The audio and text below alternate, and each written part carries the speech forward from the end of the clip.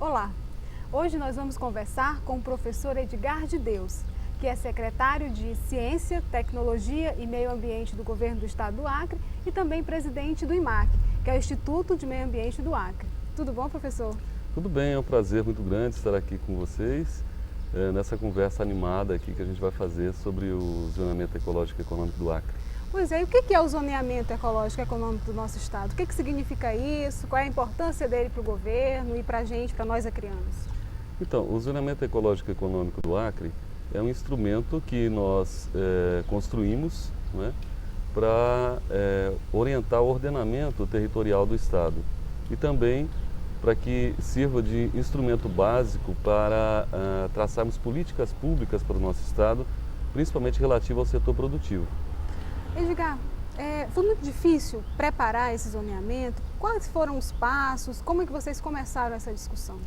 Então, o zoneamento foi um grande desafio, né? Há mais de 15 anos que se falava em fazer zoneamento no nosso estado e a partir do governo Jorge Viana, né, numa forte determinação do governador, não é, nós iniciamos o processo, né, de trabalhar o zoneamento. Para você ter uma ideia, nós tínhamos muitos dados que ao longo desses anos foram sendo coletados, que foram sendo juntados, né, pelo Estado, estudados, né, e eles estavam dispersos. Por exemplo, para você ter uma ideia, os nossos estudos de solos, né, os melhores estudos de solos que nós tínhamos estavam em Belém, não é? Então, Mas feito por quem?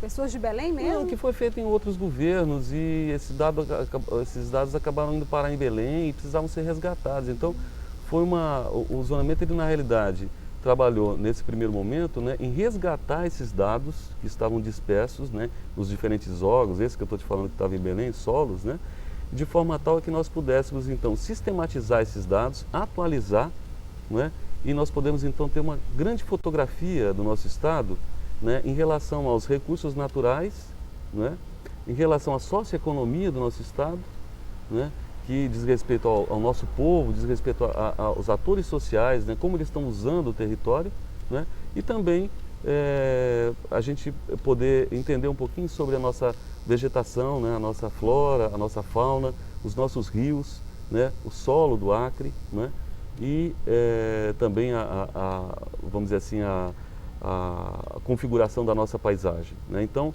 num primeiro momento, nós fizemos um diagnóstico para podermos entender quais eram os potenciais que nós tínhamos, né, em relação aos recursos naturais, né, como é que funcionava, qual era a dinâmica da nossa economia, da nossa sociedade, dos atores da sociedade, né?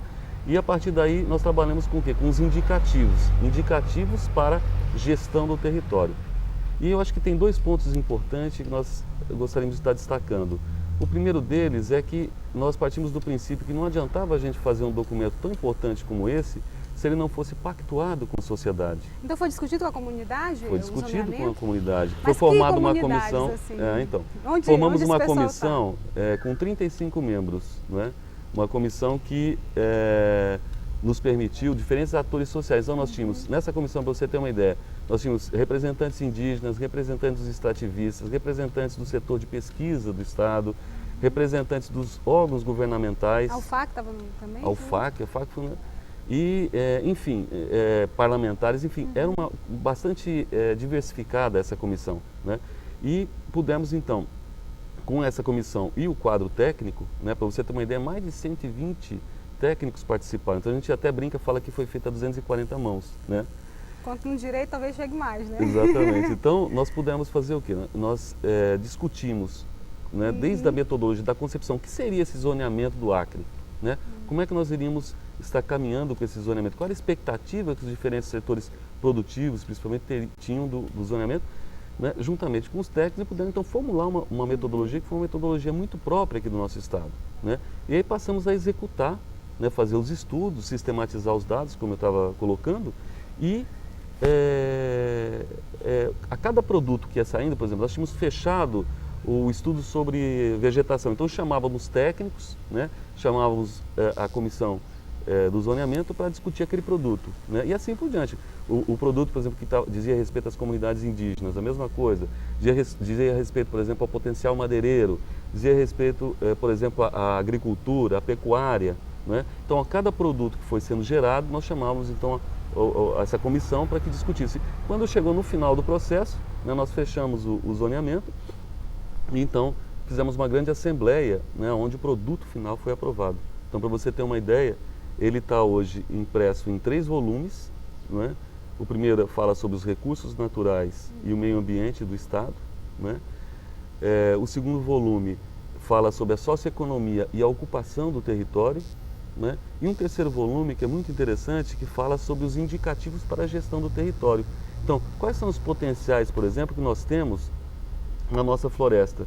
Tanto para explorar madeira, como para explorar produtos não madeireiros, né? Na realidade, é um verdadeiro diagnóstico do nosso estado. Foi um diagnóstico com um prognóstico. Então, fizemos um diagnóstico e falamos, bom, a partir desse potencial que nós temos e desses atores que hoje existem no estado do Acre, né, como é que nós podemos construir o nosso desenvolvimento pautado na questão da sustentabilidade, né? Então, o terceiro volume é uma proposta para o futuro, quer dizer, como é que nós podemos estar desenvolvendo o nosso estado de forma sustentável, ou seja, mantendo esses recursos para as futuras gerações e gerando riquezas, né, para o nosso povo. Então, esse é o principal objetivo do terceiro volume. Então, ele trata, por exemplo, do potencial madeireiro. Né? Então, onde é que muito eu tenho grande, né, no muito Acre, grande, né? E como é que eu posso explorar isso de forma sustentável? É né? possível, Edgar, fazer isso? Lógico explorar. Que é possível. Nós temos uma riqueza muito grande na nossa floresta, não só de madeira, mas também de produtos não madeireiros, por exemplo, de andiroba, de copaíba, unha de gato, enfim, de vários produtos que nós temos na nossa floresta que nós podemos usar isso de forma sustentável, gerar riquezas, né, e ocupar nichos de mercados, por exemplo, que hoje nós estamos trabalhando na perspectiva de colocar esse produto num mercado certificado, que é um nicho hoje que está aberto para... Que agrega valor, né? E que agrega valor, né? Então, nós temos uma riqueza. Então, esse foi um dos pontos, né, por exemplo, do pensar para o futuro, né? Que políticas poderíamos ter.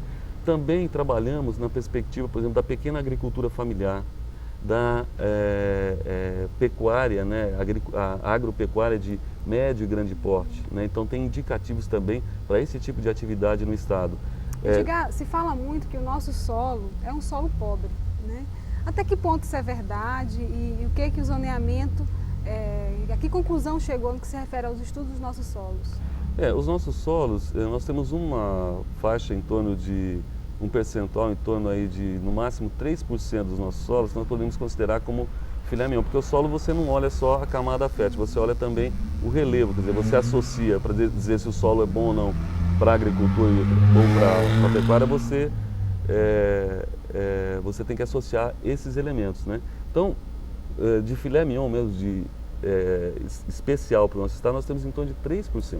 Né? Onde é que fica poderia esses 3% ser, no nosso mais ou menos essa região de Senador Guiomar, Plaza de Castro, né? E já está sendo explorada para isso mesmo. Já, né? tem propriedade, tem dono essa área, né? E que poderia ser explorado, vamos dizer assim, para agricultura, né? Agricultura intensiva, né? São os melhores solos que a gente tem. Agora a gente tem solos distribuídos por todo o estado, né, que podem ser trabalhados, né, em várias perspectivas, na perspectiva da agropecuária. Né? E nós trabalhamos dentro do zoneamento uma das coisas que é a vocação do nosso estado. E qual é a vocação do nosso estado? A vocação do nosso estado é florestal. Nós temos 90% de floresta no nosso estado. Né? Mas, por exemplo, nas áreas que são convertidas, né, que são onde a floresta é retirada, que você fica só com o solo, para que a gente pode aproveitar? Então, nós trabalhamos na perspectiva de produzir dentro da agrofloresta, né? Então, associar a agricultura, né, com plantios florestais, né? E também a possibilidade de você estar colocando criação de animais e pecuária nesses espaços. Então, quando você hoje estuda o zoneamento, quando você vê o produto, tem áreas que são indicadas também para essa finalidade. Né? Vamos ver, deixa eu te perguntar uma coisa. Tem um empresário, alguém que quer investir no Acre, quer ir lá para o Cruzeiro do Sul, aquela região do Juruá. Né? O que se aponta ali como atividades que vão gerar produtos para venda e que tenham uma boa aceitação no mercado, quer seja o nosso mercado interno quanto o externo? Então, a grande vocação, por exemplo, do nosso estado como um todo é realmente a floresta. Né? E da floresta você pode tirar muita coisa, muita riqueza, né? Seja de produtos não madeireiros, né? E seja de produtos madeireiros ou também a bioprospecção, que hoje né, é uma que é essa possibilidade bioprospecção? do futuro. Explicar. O que é uma bioprospecção? É você testar produtos da floresta que possam ter algum tipo, um princípio ativo, né, que você possa usar ou para curar uma doença ou para usar como cosmético, né? Pesquisa pura também, né? Pesquisa pura e que pode ser, se você descobre um princípio ativo desse, né, que cura uma doença, por exemplo, ele pode ter um potencial de riqueza muito grande, né? Então, esse é um potencial que está dentro da floresta, né, e que pode ser utilizado para e que o nosso estado tem em grande quantidade, pode ser utilizado para gerar riquezas no nosso estado, né? Nós trabalhamos nessa perspectiva. E lógico que, por exemplo, você tem áreas convertidas para agricultura também. Você falou, por exemplo, na região do Juruá. Sim. Na região do Juruá, a gente sabe, ela já produz bastante mandioca, né, macaxeira, né, e tem uma riqueza, a farinha de Cruzeiro do Sul. Quem não conhece? Quem não conhece, né? Então, o que você precisa é agregar novas tecnologias para melhorar essa produção, né? Tanto a produção agrícola como depois a transformação, né? Então, a valorização do produto, né? Valorização. Então, esses indicativos estão no zoneamento também. Né? E Plácio de Caixa, por exemplo, aquela região de Plácio de Caixa, nossa região aqui do Baixo Acre, o que está sendo apontado então, para a gente investir, né? Porque nos indicativos, veja bem, você não aponta para uma região, você fala quais são os potenciais que tem nessa região. Então, se tem floresta... Isso foi feito por região, né? Regionais. Você tem isso distribuído ao longo do estado por regional. Então, por exemplo, se você tem floresta, né, nessa região, então ela pode ser uma floresta rica, ou uma floresta média, ou uma floresta pobre. Então, isso está sendo indicado no zoneamento. E está sendo indicado também o tipo de solo que você tem nessa região, né? E para que tipo de atividade que esse solo poderia ser utilizado. Então, em todo o estado você tem várias possibilidades, entendeu? Então, não tem especificamente, em Plácio de Caixa eu posso fazer isso. Certo. Não, eu posso fazer mais isso ou mais aquilo. Então, aí depende de você pegar o estudo e dar uma olhada no que é melhor para aquela determinada região, entende? Tá. E agora, como é que são, como é que a população que vocês tiveram contato constantemente, quer seja fazendo pesquisa, né, de campo, como é que ela recebeu esse zoneamento, né? Esse trabalho do zoneamento, esse envolvimento da comunidade, como é que ele foi? Então, além dessa comissão estadual que foi formada, né, com atores sociais, né, de diferentes segmentos, nós também fomos aos municípios. Então, nós visitamos em torno de 10 municípios e entrevistamos nos municípios aproximadamente 15 a 20 pessoas, né?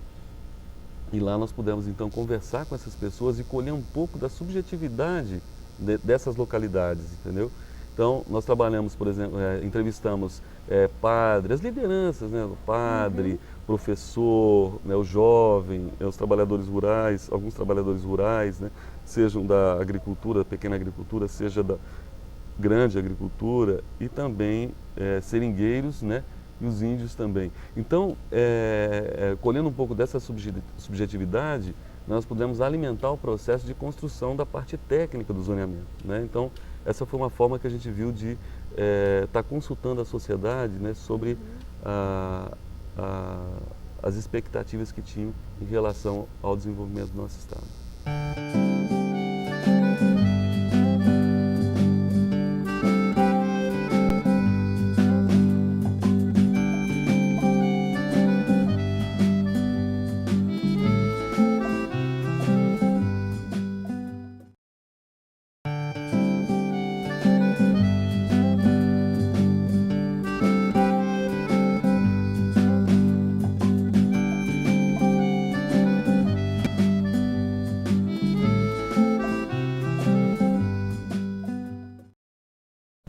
Edgar, você está falando de tantas pessoas envolvidas, tantas páginas já produzidas, mas quanto custou esse trabalho todo?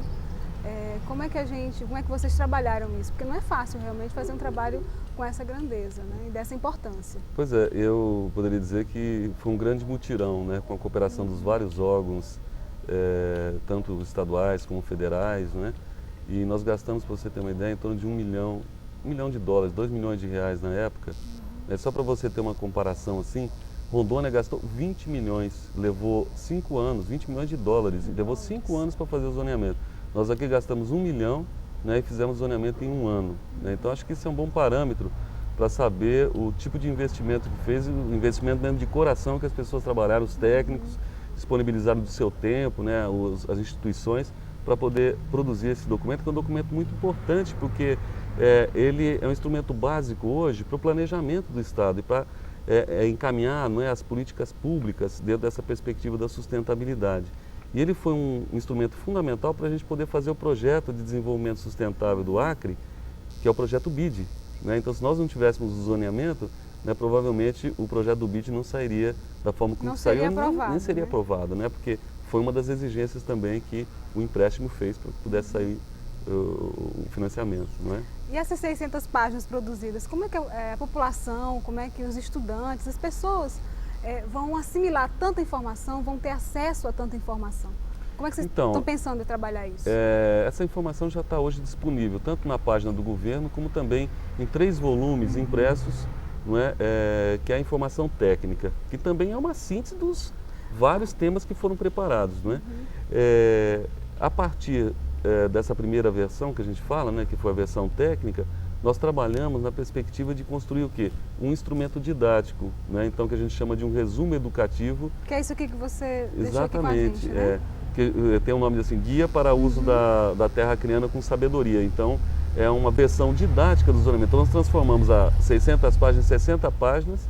Né? Isso vai para onde? Como é que vocês vão trabalhar que hoje essas informações? Sendo o quê? Está sendo socializado com os professores. Então, nós temos uma impressão inicial de 10 mil exemplares, está sendo distribuído em todas as escolas. Então, tem um grupo da Secretaria de Educação com o pessoal do IMAC, que está visitando as escolas e não está simplesmente deixando nas escolas. Como é que está sendo feito? Reunindo com os professores, não é?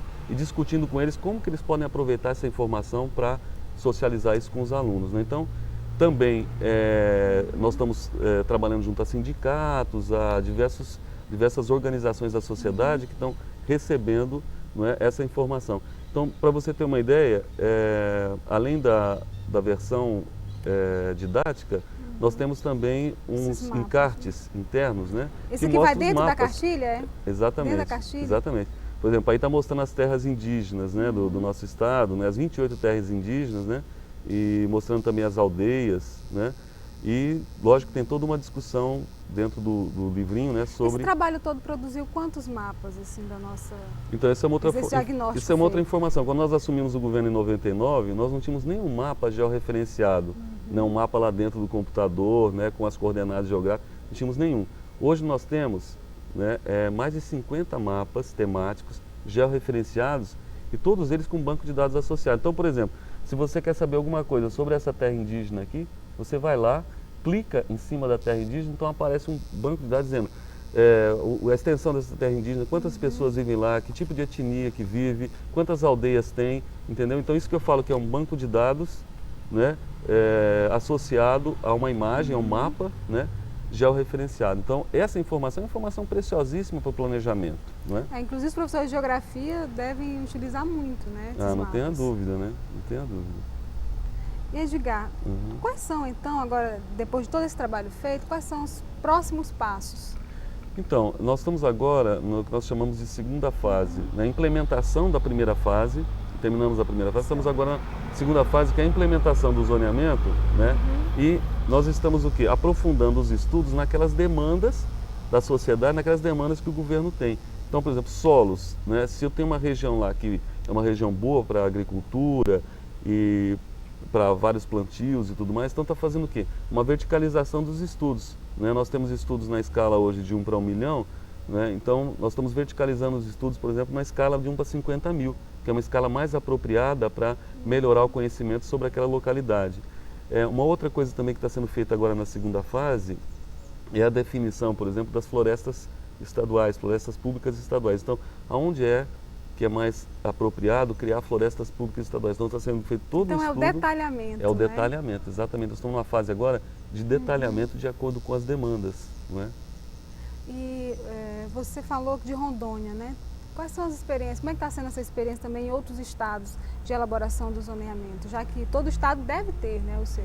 Então, o Acre é meio metido, né? Ele saiu na frente, né, e conseguiu fechar, né, na escala de 1 para 1 milhão para todo o estado, né? O zoneamento, agora estamos numa fase de detalhamento. Outros estados, por exemplo, que gastaram milhares de dólares, como foi o caso de Rondônia, que fez numa escala de 1 para 250 mil, mas não conseguem fechar o zoneamento, né?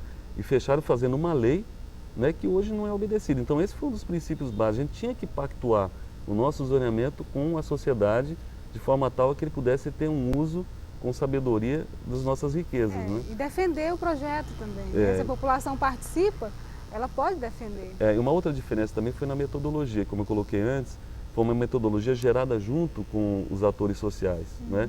E ele inovou em muitas coisas. Vou te dar alguns exemplos. A questão da biodiversidade, que é uma coisa muito importante para o nosso estado, é o único zoneamento no país que trata a biodiversidade como nós tratamos. Né? O mapa de solos é o segundo mapa de solos do Brasil com a nova nomenclatura de solos. O primeiro foi o estado de São Paulo, né? Para você ter uma ideia. A questão, por exemplo, tem um mapa de conflitos socioambientais. Então nós levantamos, fizemos um estudo, né, bastante atualizado, dos principais conflitos socioambientais que nós temos no nosso estado, né, conflito em relação à madeira, a desmatamento, a questão da terra. Nós temos um mapa hoje, aonde é que nós temos os conflitos, né? Acho que é o único zoneamento do mundo que tem isso. Né? Até os conflitos estão expostos. Indicativos, né? Indicativos de como é que nós podemos resolver esses conflitos, né? Para você poder caminhar no rumo do desenvolvimento.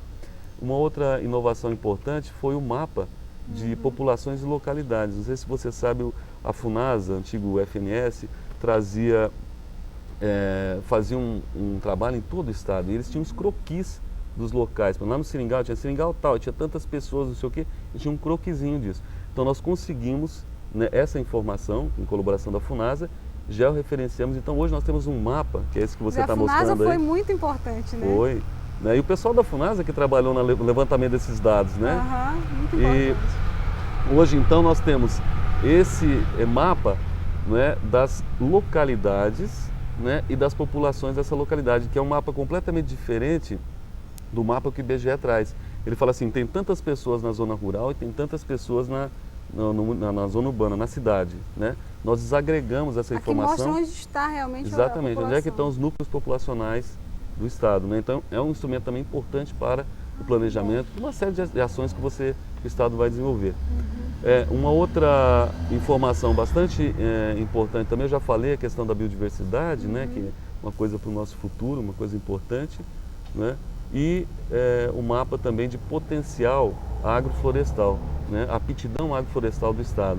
Que esse é muito importante para a gente. Muito importante, de acordo com a vocação do estado. Vegetação. Né? Esse aqui é o da vegetação. Esse aí é da vegetação. O outro mapa importante. Bom, foram 48 mapas para você ter uma ideia. Né? Esse aqui é só para a gente ter uma ideia. E que a gente fala assim, georreferenciados com um banco de dados associado. Né? Então, coisa muito importante, né, para desenvolvimento futuro do nosso estado. Né?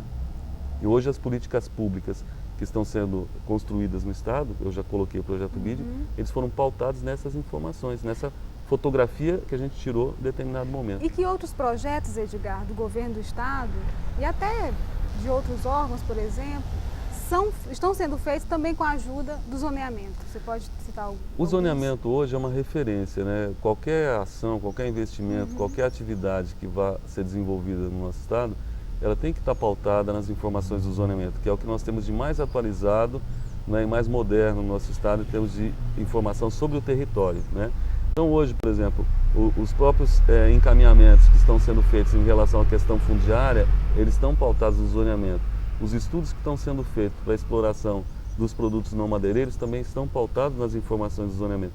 Os estudos estão sendo feitos para criar as florestas públicas, né, estaduais, para a exploração madeireira e não madeireira, também estão pautados nas informações do zoneamento. Os 9 produtos estratégicos, né, da agricultura que a CEPRO elegeu, né, eles também hoje estão sofrendo um detalhamento sobre onde é o melhor lugar, por exemplo, para plantar mandioca no estado. Um exemplo.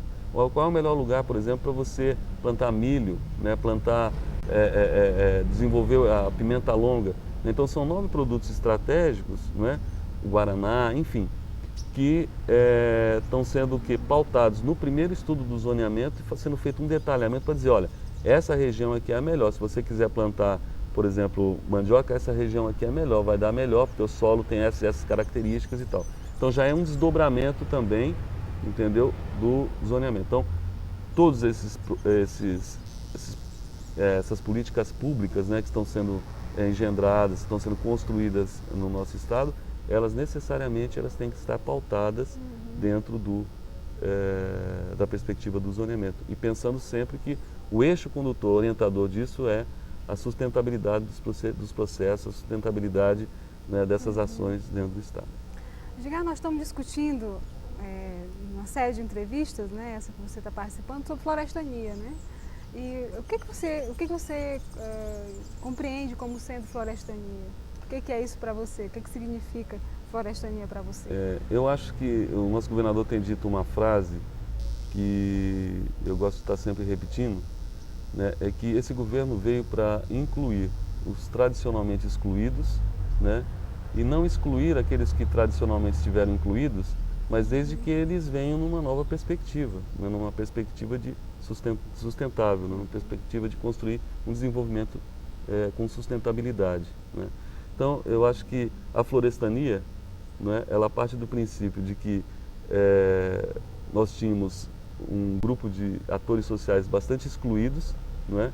E eles estão sendo excluídos, eles estão sendo hoje incluídos por esse governo. O zoneamento é um exemplo, né?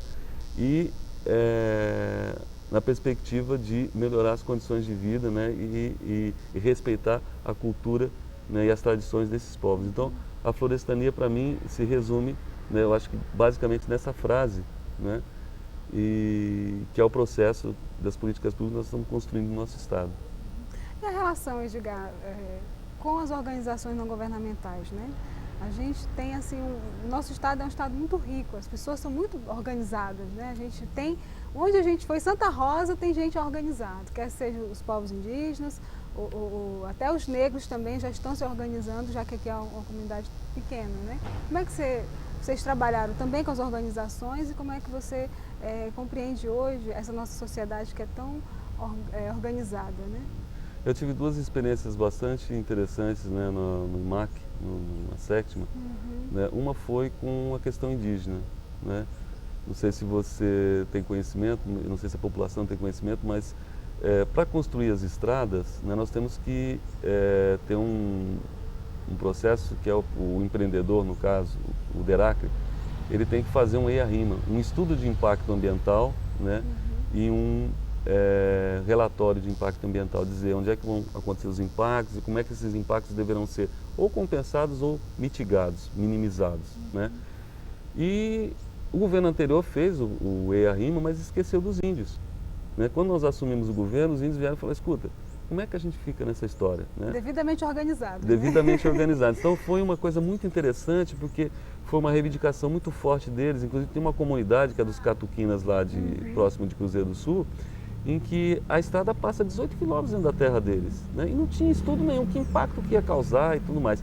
Então o nosso governo, né, nessa perspectiva de incluir os excluídos, que eu estava falando anteriormente, né, ele fez todo um trabalho, né, contratou antropólogos e tudo mais, de revisar o componente indígena dentro desse EIA-RIMA da estrada, né, e hoje nós já estamos na fase de execução das medidas mitigadoras, né? E eles acompanham, quer dizer, eles estão, não só a entidade, a FUNAI, o Ministério Público e tal, que também cuida dessa questão, mas principalmente os representantes, as representações, né, as próprias comunidades estão diretamente envolvidas na execução dessas medidas mitigadoras. Então, foi uma experiência muito rica, né, e que no final vem de encontro, né, a uma expectativa que a gente tinha muito grande de poder estar trabalhando com essas comunidades. Essa foi uma experiência assim, importante na questão da participação da sociedade, né, e da organização da sociedade. Uma outra foi em relação, por exemplo, às comunidades, os poceiros rurais, né? Você sabe que no estado tem uma quantidade grande de poceiros rurais. São aquelas pessoas que estão na zona rural há muitos anos, há 20, 30 anos, até mais, né? Então são poceiros que a gente chama de boa-fé, né, que estão há muitos anos, há mais de 5 anos, que a própria Constituição prevê, e esses poceiros não podiam, né, fazer a sua agricultura familiar, não podia fazer lá o seu desmatamentozinho e tal, para fazer a sua agricultura familiar, né? E quando faziam isso, o órgão ambiental, no caso, na época, o IBAMA, ia lá e multavam os pequenos produtores. Existia uma fiscalização muito forte, muito né? forte. Então, e às vezes nem justa, né, Edgar? Então, veja bem, eles se organizaram, né, de forma tal que, depois de vários encontros, inclusive com o Ministério Público Estadual, a doutora Patrícia teve uma participação muito forte nisso, né, o Ministério Público federal, doutor Santoro, né, nós conseguimos gerar um instrumento legal, né, que é uma resolução do Conselho Estadual de Meio Ambiente, que permite, né, que dá condições para que esses poceiros rurais possam se legalizar, possam fazer a sua pequena agricultura lá durante o período certo, o período correto, né, não serem importunados pela fiscalização, poderem tirar o seu financiamento no banco, né, e mais que isso, nós hoje estamos encaminhando esses papéis para a Defensoria Pública, para que possa ser aberto um procedimento jurídico para que eles possam legalizar aquela terra, né? Então, foi uma conquista deles, né? E que o governo da Floresta, né, fez uma parceria muito forte. Você vê, está envolvido várias entidades, organizações da sociedade, né? Mas por um trabalho a partir da organização deles. Então, eu peguei esses dois exemplos, que foi um com os índios, outro com os poceiros rurais, né? Que dá uma ideia tanto da organização deles, de como o governo também trabalhou, também deles, né, o envolvimento deles, e como o governo vem trabalhando essa questão da participação da sociedade, pelo menos junto a esses segmentos. Né. Edgar, uma dúvida, né, que se tem, até onde vai o limite da Secretaria do Meio Ambiente, do IMAC, e até onde vai o limite também da Secretaria do Meio Ambiente do Estado, no que se refere à poluição sonora, por exemplo, que também a gente sofre muito, né, aqui no município. Como é que você poderia Então, hoje nós estamos... Há uma nova legislação, né? Não, hoje nós estamos assim, olha, há um processo de descentralização, né, das ações, por exemplo, dentro do Estado, tanto do governo federal para o Estado, como do Estado para os municípios, né? Então, no caso específico da poluição sonora, o IMAC cuidava da poluição sonora até 1999. A partir de 99, nós fomos passando isso para o município. Gradativamente, então, né? Gradativamente, né? Então, nós, através de um acordo que fizemos com o município, então, hoje, né, nós já estamos em 2002, assumiu essa questão da poluição sonora. Nós só entramos de forma supletiva quando o município não pode atender. Então, essa questão da poluição sonora hoje, né, ela está sob a responsabilidade do município de Rio Branco. E a mesma coisa aconteceu em relação, por exemplo, às autorizações para desmatamento e queimada, do IBAMA, que antes era com o IBAMA, né, e gradativamente o IBAMA foi repassando, né? Então nós assumimos em 2000 até 3 hectares, né, desmatamentos até 3 hectares, pequena propriedade. Em 2001 assumimos até 20 hectares e agora em 2002 estamos assumindo o desmatamento até 60 hectares, né? Então, isso para todas as atividades, né, está havendo essa descentralização do governo federal para o governo estadual, e o governo estadual, na medida em que os municípios vão se capacitando e se credenciando, ele vai descentralizando para os municípios.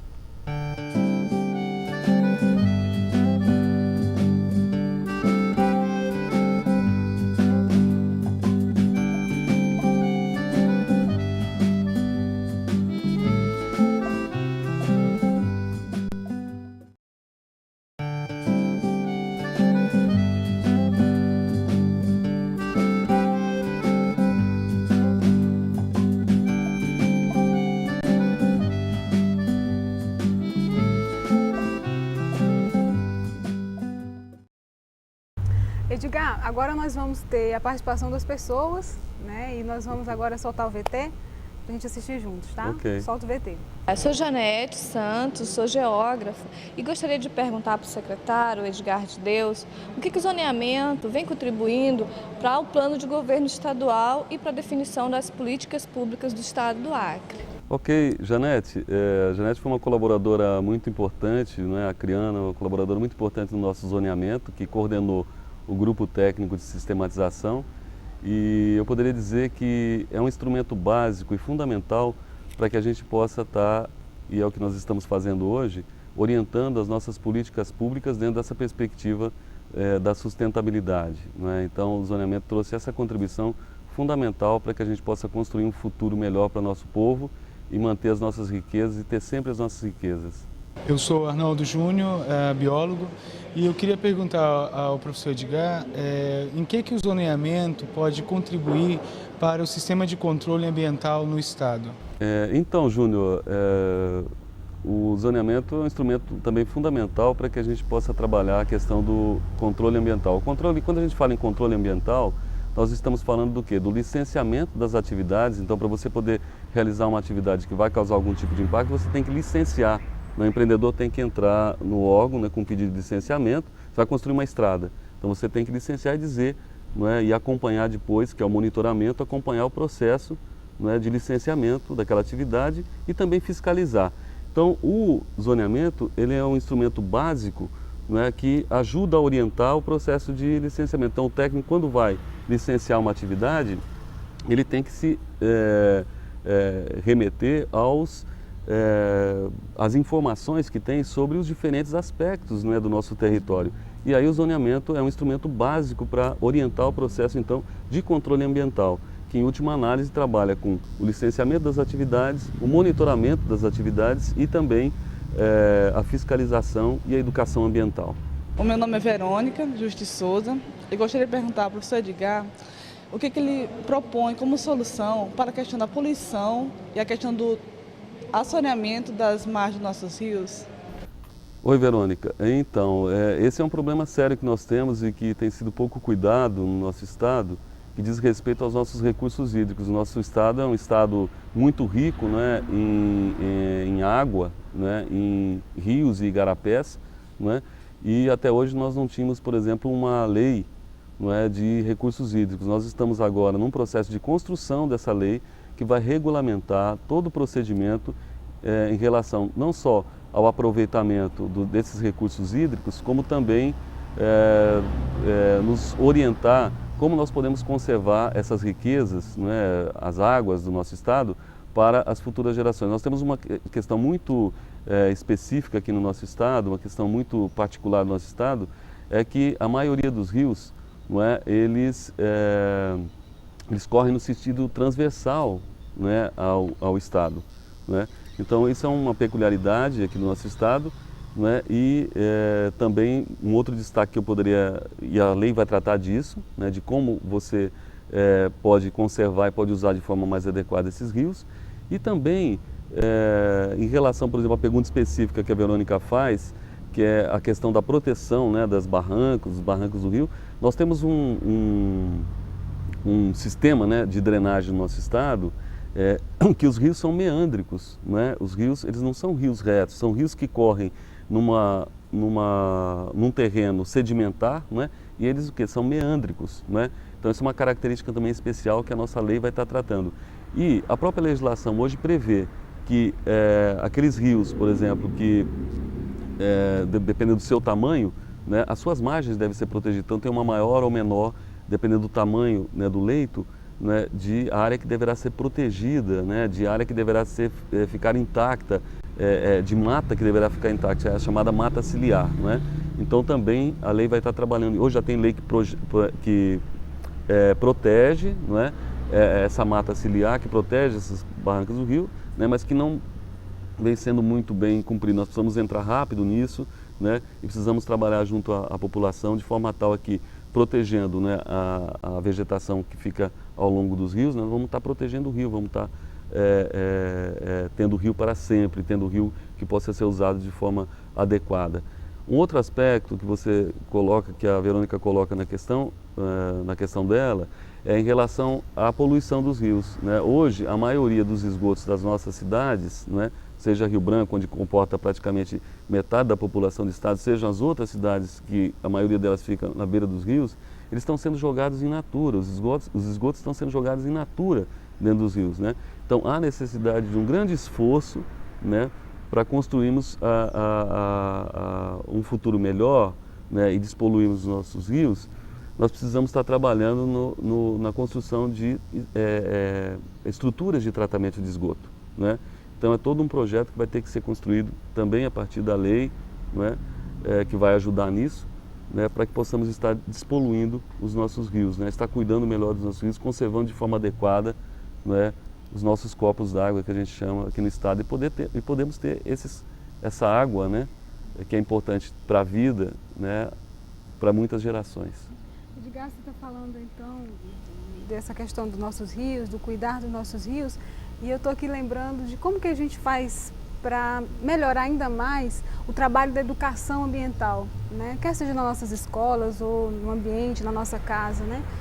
que o IMAC e a Secretaria têm pensado, né, para a educação ambiental? Tem essa cartilha feita agora, fruto de um trabalho belíssimo, esse que você está falando, e outros projetos, por exemplo, quais são? Então, nós temos uma parceria, temos um trabalho, né, que é feito pela Secretaria Estadual de Educação, que hoje é um trabalho de referência, onde eles estão o quê?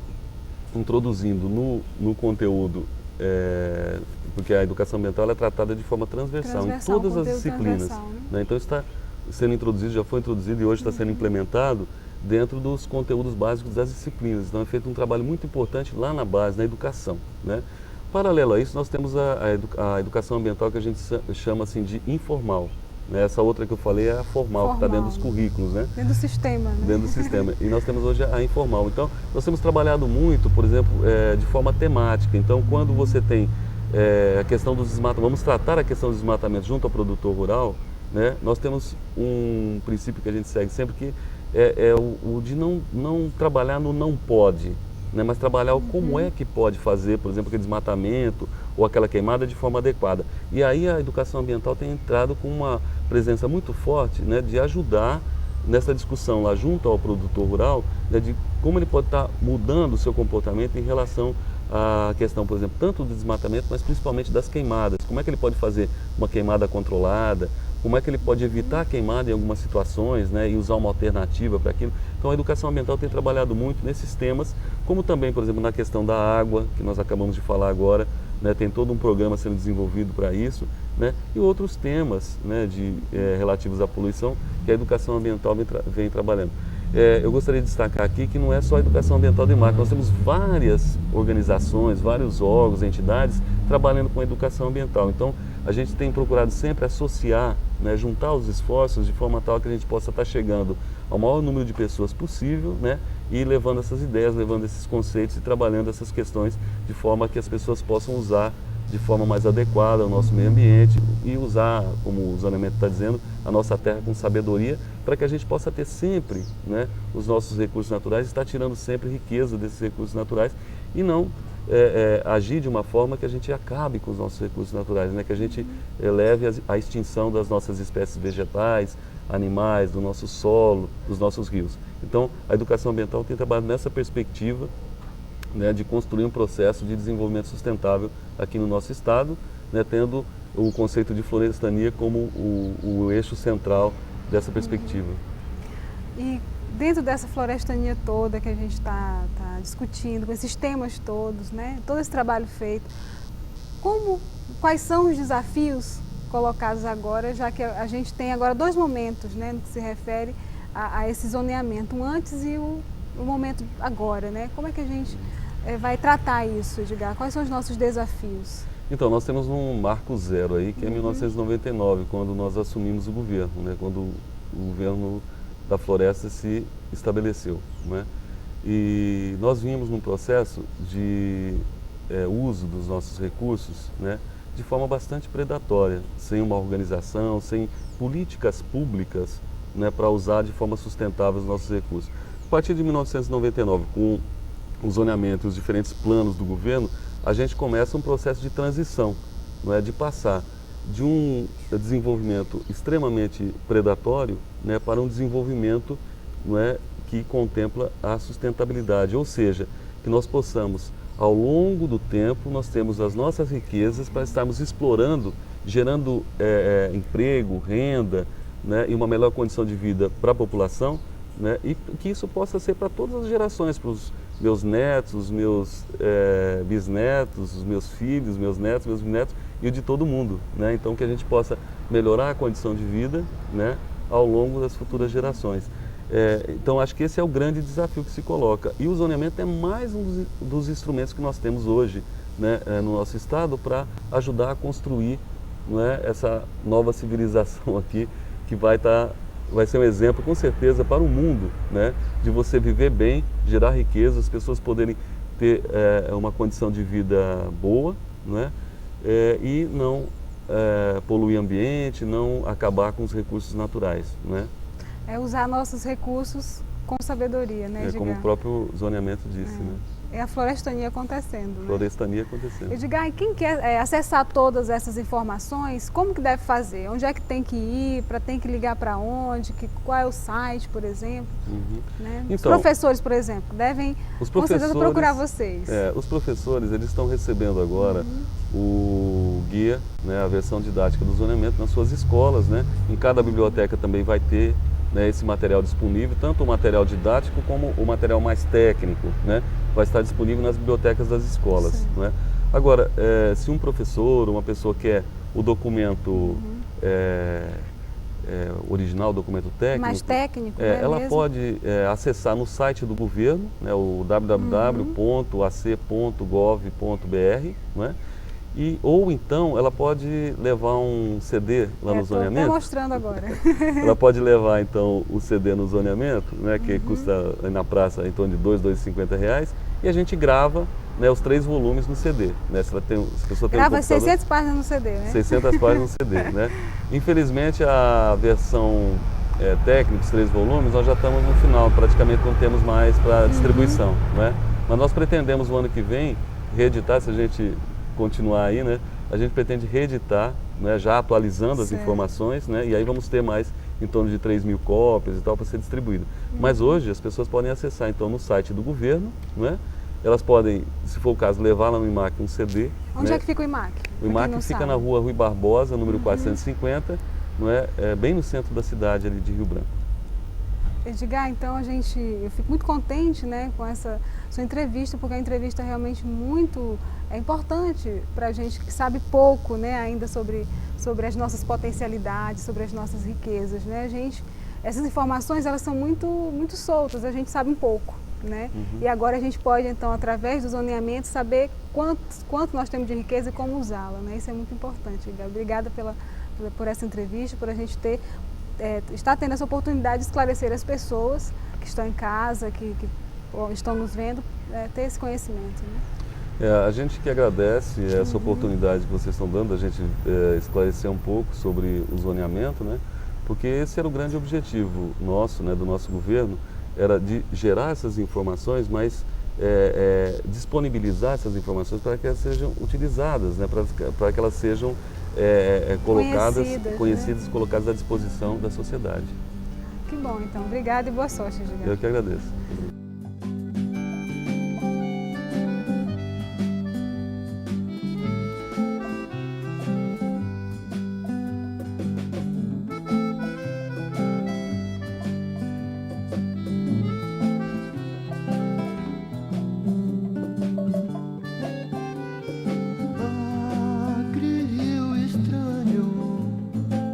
Cheio de curvas e barrancos.